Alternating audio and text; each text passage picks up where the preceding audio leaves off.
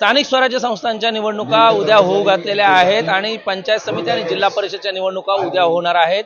सिंधुदुर्ग, रत्नागिरी आणि रायगडमध्ये या निवडणुका होणार आहेत आणि सिंधुदुर्ग जिल्ह्यातील जर पाहिलं तर 50 जिल्हा परिषदा आणि 100 पंचायत समितीच्या निवडणुका होत आहेत।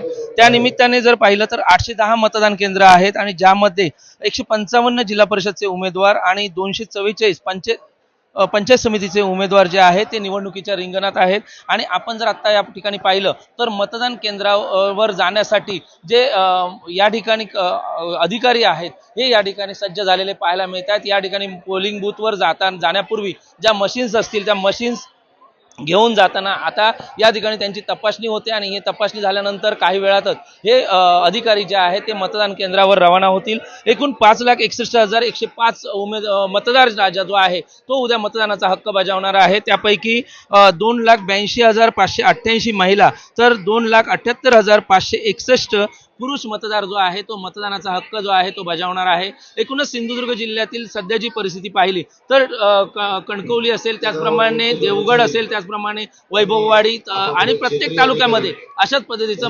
मतपेट्या ज्या आहेत त्या रवाना होताना पाहायला मिळत आहे। रत्नागिरी असेल, त्याचप्रमाणे रायगडमध्ये देखील अशाच पद्धतीचं वातावरण जे आहे ते सध्या पाहायला मिळत आहे आणि यासाठी कडेकोट पोलीस बंदोबस्त जो आहे तो देखील तैनात करण्यात आलेला आहे।